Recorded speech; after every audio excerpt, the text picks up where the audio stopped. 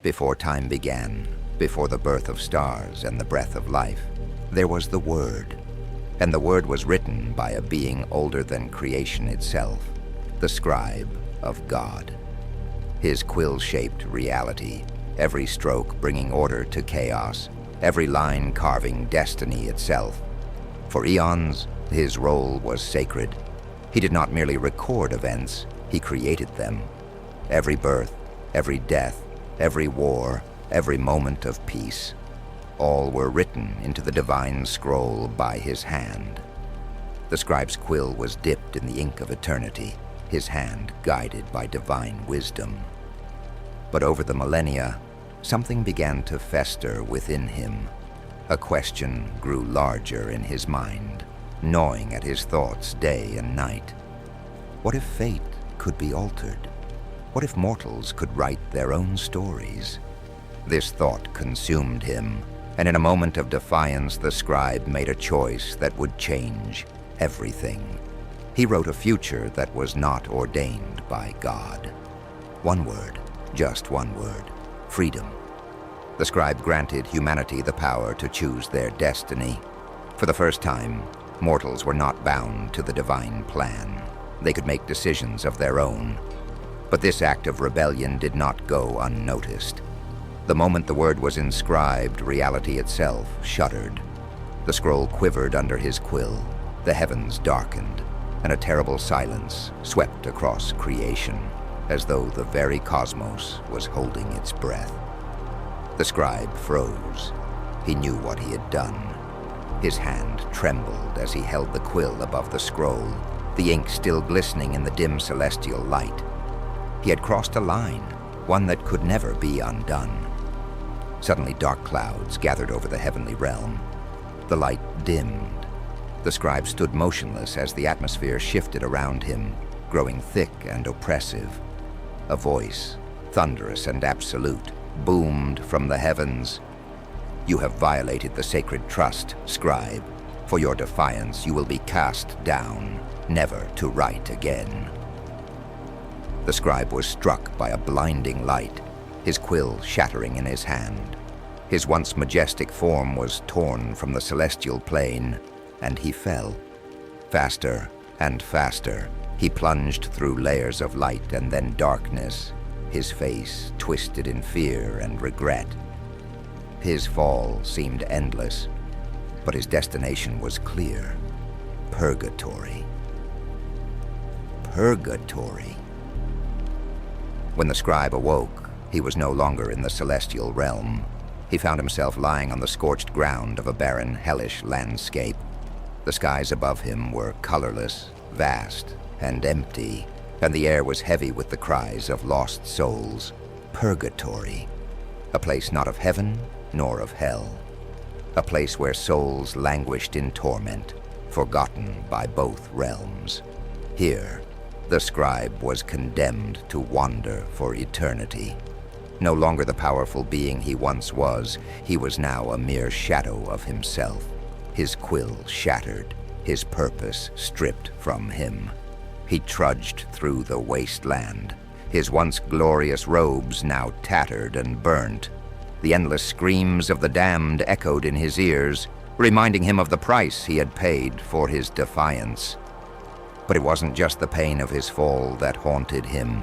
It was the need, the burning need to write. The quill may have been gone, but the urge to shape destiny, to control fate, remained deep inside him. The hunger to write, to create, clawed at his mind, growing more and more unbearable with each passing moment. His hands twitched, his mind reeled with unfinished thoughts, unwritten stories, destinies that begged to be put down on paper. In this place of endless suffering, the scribe had nothing. He was alone, wandering through the wasteland, a prisoner of his own choices. Time had no meaning in purgatory. Days, years, centuries, it all blended together. And for the scribe, this endless torment became his reality. But he was not as alone as he thought. Someone, something was watching him, waiting, patient, and one day, that someone made themselves known. Lucifer Morningstar, the Fallen One. One day, as the scribe wandered deeper into the fiery wasteland, he became aware of a shadow following him. At first, it was subtle, a dark figure in the periphery of his vision, but as the hours, or perhaps years, dragged on, the shadow grew closer, until finally it stepped out from the darkness. Lucifer Morningstar, the Fallen One. Tall, imposing, his figure cloaked in a robe of shadows, Lucifer was a being of undeniable power and cunning. His voice, when he spoke, was smooth, almost seductive. "You've fallen so far, haven't you?" Lucifer said, his tone dripping with mock sympathy. "Forgotten by the very being you served, cast aside like a broken toy." The scribe stopped in his tracks, looking up at the figure before him. His hollow eyes widened in recognition and fear. Lucifer smiled. "You miss it, don't you? The power to write, the power to shape destiny." He stepped closer, his presence towering over the scribe. "It's still inside you, you know, that urge, that hunger. You just need someone to help unlock it." The scribe's gaze fell to the ground. Lucifer was right. He could feel the urge gnawing at him from the inside, desperate to be unleashed. But there was no quill. His power was lost, or so he thought. With a flourish of his hand, Lucifer conjured something from the air. A quill. But not just any quill. This one was dark, its ink dripping with an inky blackness that seemed alive, writhing with malevolent energy. The quill gleamed in Lucifer's hand, a forbidden object of temptation. Lucifer held it out toward the scribe, his smile widening. "Take it," he whispered, his voice as smooth as silk. "Take it, and you'll have your power back. You'll be able to write again, to shape fate as you see fit." The scribe's hands trembled as he stared at the quill. The desire to write burned hotter than ever, but he knew that nothing given by Lucifer came without a price. "What do you want?" the scribe asked, his voice hoarse from centuries of silence. Lucifer's eyes gleamed with satisfaction. "I want you to write for me. Shape a new future, one not ruled by the whims of heaven, but by the chaos of hell." The scribe hesitated, staring at the dark quill. His soul ached with the need to create, but he knew that to accept this offer meant damning himself further. Yet what other choice did he have? Here, in this wasteland, he was nothing. At least with the quill, he would have purpose again. Slowly, with trembling hands, the scribe reached out and took the quill. The moment his fingers closed around it, power surged through him.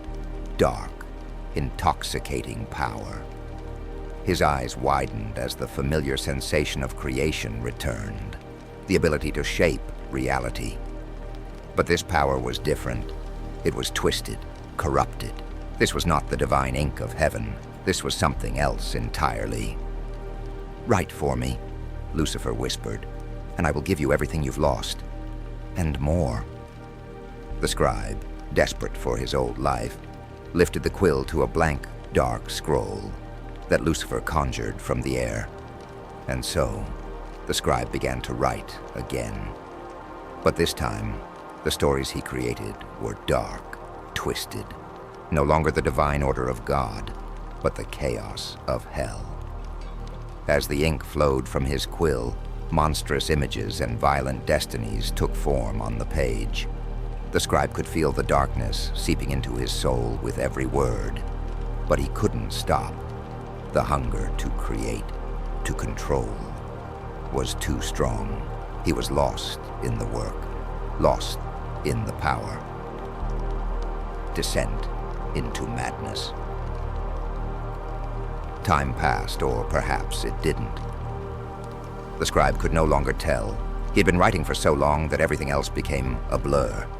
The more he wrote, the more his mind began to unravel. The dark power of the quill twisted his thoughts, turning them into nightmares. He no longer wrote of life and love. He wrote only of destruction, death, and chaos. In the dim, cavernous halls of hell, the scribe sat at a desk, feverishly scribbling on parchment that stretched endlessly before him. His face had become gaunt, his eyes hollow, his fingers blackened from the infernal ink. The quill never left his hand, moving with a life of its own, dragging him deeper into the darkness. Whispers filled the air around him, voices that seemed to come from the very ink he wrote with. More. Write more. Chaos. Death. Destruction. The scribe tried to block out the voices, but they only grew louder with each stroke of the quill. His mind was no longer his own. He was a slave to the dark work, bound to Lucifer's will. The once noble scribe, who had questioned the rigidness of fate, now found himself consumed by the very chaos he sought to control. He paused for a moment, staring at his reflection in a pool of ink. His face was twisted, unfamiliar. His hands shook as he looked at what he had become. But was this what the scribe wanted? Or had he fallen too far to see what he was becoming? End of Part 1. The descent begins. The scribe continued to write, his hand moving faster and faster, his breath shallow as he lost himself in the madness. Behind him, Lucifer watched from the shadows, his eyes gleaming with satisfaction. The Scribe of God, once a being of divine purpose, now teetered on the edge of madness, his soul bound to the dark work of hell. But the question remains, can the scribe escape the prison he has created for himself, or has he fallen too far? To be continued in Part 2. What would you do if the power to rewrite reality was in your hands? Would you resist, or would you fall into madness just as the scribe has?